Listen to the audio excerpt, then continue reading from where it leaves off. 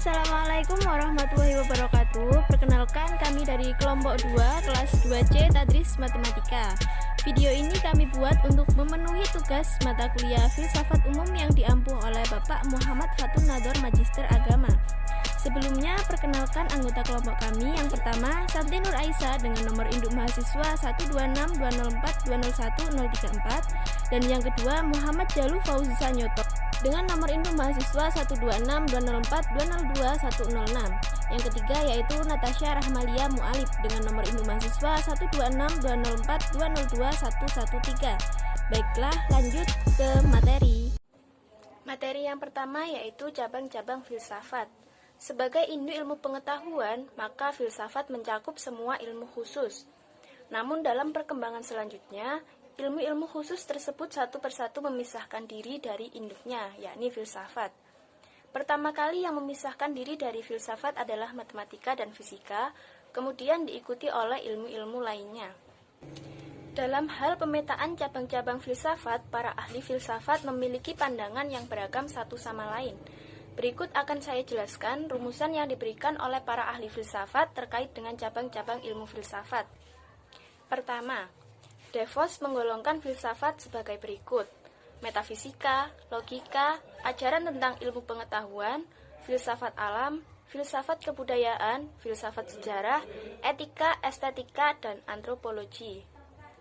Yang kedua, Profesor Albury Castel membagi masalah-masalah filsafat menjadi 6, yaitu masalah teologis, masalah metafisika, masalah epistemologi, masalah etika, masalah politik, dan juga masalah sejarah. Yang ketiga, Dr. Richard Popkin dan Dr. Avrum Astrol dalam Philosophy of Simple membagi pembahasan filsafat ke dalam 7 bagian, yaitu etika, politik, metafisika, filsafat agama, teori pengetahuan, logika, dan kontemporer. Dan yang terakhir, Dr. M. J. Langeveld menyatakan bahwa filsafat merupakan ilmu kesatuan yang terdiri atas 3 lingkungan masalah. Yang pertama, lingkungan masalah keadaan meliputi metafisika manusia, alam, dan sebagainya. Yang kedua, lingkungan masalah pengetahuan meliputi teori kebenaran, teori pengetahuan, dan logika. Dan yang ketiga, lingkungan masalah nilai meliputi teori nilai etika dan estetika yang bernilai berdasarkan religi. Selanjutnya adalah cabang-cabang filsafat yang pokok. Adapun cabang filsafat pokok meliputi cabang ontologi, epistemologi, dan cabang aksiologi. Yang pertama, cabang ontologi. Ontologi merupakan salah satu di antara lapangan kajian kefilsafatan yang paling kuno. Filosof barat tertua yang terkenal di antaranya Thales, Anaximandros, Anaximenes, Demokritus, dan Plato. Objek telaah ontologi adalah yang ada dan bersifat universal. Ontologi membahas tentang yang ada, yang tidak terikat oleh satu perwujudan tertentu. Yang pertama, ontologi dan metafisika. Ontologi dalam filsafat mempelajari hakikat realitas yang ada. Ontologi dapat mendekati masalah hakikat dari 2 sudut pandang, yaitu kualitas dan kuantitas. Ontologi merupakan bagian dari metafisika. Metafisika mengkaji mengenai realitas yang bersifat supranatural atau gaib, mengkaji alam di balik realitas yang menyelidiki hakikat di balik realitas. Metafisika adalah studi keberadaban atau realitas. Metafisika dapat berarti sebagai usaha untuk menyelidiki alam yang berada di luar pengalaman atau menyelidiki sesuatu hakikat yang berada di balik realitas. Yang kedua, objek formal ontologi. Objek formal ontologi adalah hakikat seluruh yang ada. Berkaitan dengan metode dalam ontologi, Lawrence Bagus mengelompokkan 3 tingkatan abstraksi dalam ontologi, yaitu abstraksi fisik yang menampilkan keseluruhan sifat khas sesuatu objek. Yang kedua, abstraksi bentuk yang mendeskripsikan sifat umum yang menjadi ciri semua sesuatu yang sejenis. Dan yang ketiga, abstraksi metafisik yang mengetengahkan prinsip umum yang menjadi dasar dari semua realitas. Cabang pokok yang kedua adalah cabang epistemologi. Secara etimologis, istilah epistemologi merupakan gabungan kata dalam bahasa Yunani, yaitu epistem dan logos. Epistem artinya pengetahuan, sedangkan logos berarti pengetahuan sistematik atau ilmu. Dengan demikian, epistemologi dapat diartikan sebagai suatu pemikiran mendasar dan sistematik mengenai pengetahuan. Yang terdapat 4 poin penting di dalamnya. Yang pertama, asal mula pengetahuan. Mulai pada zaman Yunani kuno, ketika orang mulai mempertanyakan secara sadar mengenai pengetahuan dan merasakan bahwa pengetahuan merupakan faktor yang amat penting. Pandangan ini merupakan tradisi masyarakat Athena. Pada zaman Romawi masih menggunakan alam pikiran yang sifatnya pragmatis dan ideologis. Masuknya agama Nasrani ke Eropa memacu perkembangan epistemologi lebih lanjut. Munculnya aliran skolastik atau aliran filsafat yang diprakarsai oleh kaum terpelajar, yang berusaha menjalin perpaduan sistematik antara pengetahuan dengan ajaran samawi. Pada masa modern ini, bangkitnya ajaran Aufklärung, suatu getakan yang meyakini bahwa dengan bekal pengetahuan, manusia secara alami akan mampu membangun tata dunia yang sempurna. Poin yang kedua yaitu terjadinya pengetahuan, yaitu dengan cara memahami, menghayati, menerangkan, dan mempertanggungjawabkan pengetahuan yang kita miliki. Berangkat dari hal tersebut, kita berusaha untuk mengungkapkan perbuatan-perbuatan sehingga terjadi pengetahuan. Perkembangan selanjutnya adalah tumbuhnya rasionalisme secara kritis terhadap teori-teori mitos. Dengan demikian, berbagai penjelasan teoritis dapat teruji, lalu berkembanglah metode ilmiah yang menggabungkan cara berpikir deduktif dan induktif. Jika seseorang ingin membuktikan sebuah teori, maka ia harus menganalisa terlebih dahulu cara, sikap, dan sarana yang digunakan untuk membangun suatu pengetahuan. Poin penting yang ketiga yaitu kebenaran pengetahuan. Beberapa teori yang menjelaskan tentang kebenaran antara lain yang pertama, teori koresponden, yaitu kebenaran atau keadaan benar itu adalah kesesuaian antara arti yang dimaksud oleh suatu pendapat dengan fakta yang ada. Teori yang kedua yaitu teori konsistensi. Menurut teori ini, kebenaran yang tidak dibentuk atas hubungan antara putusan dengan sesuatu yang lain, yaitu fakta atau realitas, tetapi atas hubungan putusan-putusan itu sendiri. Teori yang ketiga yaitu teori pragmatis, yaitu benar tidaknya sesuatu ucapan, dalil, atau teori semata-mata bergantung kepada aspek manfaat bagi manusia untuk bertindak dalam kehidupannya. Adapun tingkatan kebenaran menurut Ansori yaitu yang pertama kebenaran wahyu, yang kedua kebenaran spekulatif filsafat, yang ketiga kebenaran positif ilmu pengetahuan, dan yang keempat kebenaran pengetahuan biasa.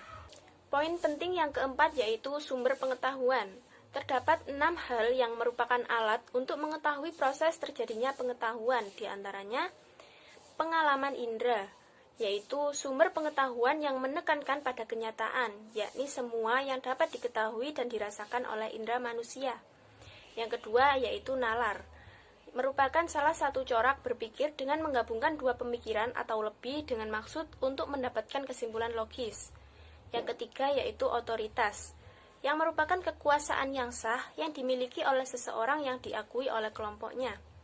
Yang keempat yaitu intuisi, merupakan kemampuan yang ada pada diri manusia yang berupa proses kejiwaan. Yang kelima yaitu wahyu, yang merupakan berita yang disampaikan oleh Tuhan kepada nabinya untuk kepentingan umatnya. Yang keenam yaitu keyakinan, merupakan suatu kemampuan yang ada pada diri manusia yang diperoleh melalui kepercayaan. Cabang pokok yang terakhir yaitu cabang aksiologi. Yang pertama, pengertian aksiologi. Berasal dari kata Yunani, yaitu axios, yang berarti sesuai atau wajar, sedangkan logos berarti ilmu. Aksiologi disebut juga teori nilai. Aksiologi merupakan cabang filsafat ilmu yang membicarakan tentang tujuan ilmu pengetahuan dan bagaimana manusia menggunakan ilmu tersebut. Secara historis, istilah yang lebih sering digunakan adalah etika atau moral. Yang kedua yaitu nilai dalam aksiologi. Terdapat dua nilai yaitu etika dan estetika. Etika merupakan cabang ilmu filsafat yang membahas tentang masalah-masalah moral. Kajiannya berfokus pada perilaku, norma, dan adat istiadat yang berlaku pada komunitas tertentu. Etika merupakan salah satu cabang filsafat yang tertua. Sedangkan estetika merupakan bidang studi manusia yang mempersoalkan tentang nilai keindahan. Keindahan adalah segala sesuatu yang terdapat unsur tertata secara tertib dan harmonis dalam kesatuan hubungan yang utuh dan menyeluruh. Yang ketiga yaitu karakteristik nilai. Ada beberapa karakteristik nilai yang berkaitan dengan teori nilai, yaitu yang pertama nilai objektif atau subjektif. Nilai itu dikatakan objektif jika tidak bergantung pada subjek atau kesadaran yang menilai, dan jika nilai itu subjektif, maka sebaliknya. Nilai yang kedua yaitu nilai absolut atau relatif, yaitu suatu nilai dikatakan absolut atau abadi apabila nilai yang berlaku sekarang sudah berlaku sejak masa lampau dan akan berlaku sepanjang masa serta berlaku bagi siapapun. Dan di pihak lain, nilai relatif bisa berubah sesuai dengan keinginan atau harapan manusia. Kemudian adalah metode filsafat. Metode filsafat yang digunakan menurut garis historis, yaitu yang pertama adalah metode kritis, merupakan penafsiran yang menjelaskan keyakinan dan memperlihatkan pertentangan. Dengan jalan bertanya, membedakan, membersihkan, menyisihkan, dan menolak, yang akhirnya ditemukan hakikatnya. Kemudian yang kedua, metode intuitif. Metode ini pada dasarnya bersandarkan pada introspeksi intuitif, dan dengan memakai simbol-simbol yang diusahakan membersihkan intelektual atau membersihkan dengan pensucian moral, sehingga tercapai suatu penerangan pikiran. Yang ketiga adalah metode skolastik. Metode ini pada prinsipnya bersifat sintetis deduktif, dengan bertitik tolak dari definisi-definisi atau prinsip-prinsip yang jelas dengan sendirinya dan ditarik kesimpulan-kesimpulannya. Kemudian yang keempat adalah metode matematis. Metode ini dimulai dengan analisa terhadap hal-hal yang kompleks yang dicapai intuisi akan hakikat-hakikat sederhana. Dari hakikat-hakikat itu dideduksikan secara matematis. Yang kelima adalah metode empiris. Metode ini berpijak pada sikap bahwa hal pengalamanlah yang dapat menyajikan pengertian yang benar, maka semua pengertian atau ide-ide dapat diintrospeksikan dibanding dengan kesan-kesan dan kemudian disusun bersama secara geometris. Yang keenam adalah metode transendental. Metode ini pada dasarnya bertitik tolak dari tepatnya pengertian tertentu dengan jalan analisa diselidiki syarat-syarat bagi pengertian sedemikian rupa. Yang ketujuh adalah metode dialektis. Metode ini pada prinsipnya mengikuti dinamika pikiran atau alam sendirinya. Yang kedelapan adalah metode fenomenologi. Metode ini pada dasarnya melakukan pemotongan secara sistematif, refleksi atas fenomen dalam kesadaran mencapai penglihatan hakikat-hakikat yang murni. Yang kesembilan adalah metode neopositifik. Metode ini pada prinsipnya meletakkan pemahaman terhadap hakikat kenyataan dengan mempergunakan aturan-aturan seperti yang berlaku pada ilmu pengetahuan positif. Yang kesepuluh, yaitu yang terakhir, adalah metode analitika bahasa. Metode ini pada prinsipnya melakukan analisa berdasarkan pemakaian bahasa sehari-hari, sehingga dapat ditentukan sah atau tidaknya ucapan-ucapan filosofis. Hubungan filsafat dan agama. Baik agama maupun filsafat pada dasarnya mempunyai kesamaan. Keduanya memiliki tujuan yang sama, yakni mencapai kebenaran sejati.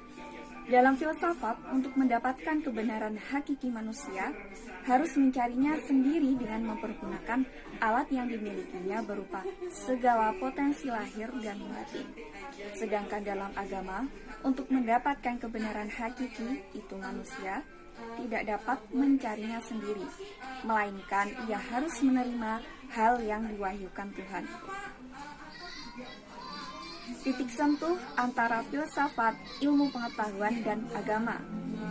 Persamaan sebagai sumber kebenaran atau bentuk kebenaran, memiliki metode, sistem, dan pengolahan objek hingga tuntas.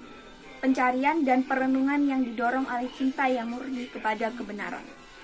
Perbedaannya, sumber kebenaran filsafat dan ilmu pengetahuan sama, yaitu pikiran, pengalaman, dan intuisinya. Sedangkan sumber kebenaran agama adalah dari Allah. Filsafat menggarap bidang yang luas dan umum, sedangkan ilmu menggarap bidang khusus dan terbatas. Agama sebagai pedoman bagi filsafat. Agama bersifat dogmatis yang terkait dengan nilai keyakinan, sedangkan filsafat dan ilmu berada dalam tahapan berpikir atau kognitif. Tujuan filsafat mencari pemahaman dan kebijaksanaan atau kearifan hidup. Ilmu bertujuan untuk mengadakan deskripsi, prediksi, eksperimentasi, dan mengadakan kontrol pengetahuan atau realitas. Agama bertujuan untuk mencari keharmonisasian, keselamatan, dan perdamaian. Baiklah, sekian dari kami. Terima kasih. Wassalamualaikum warahmatullahi wabarakatuh.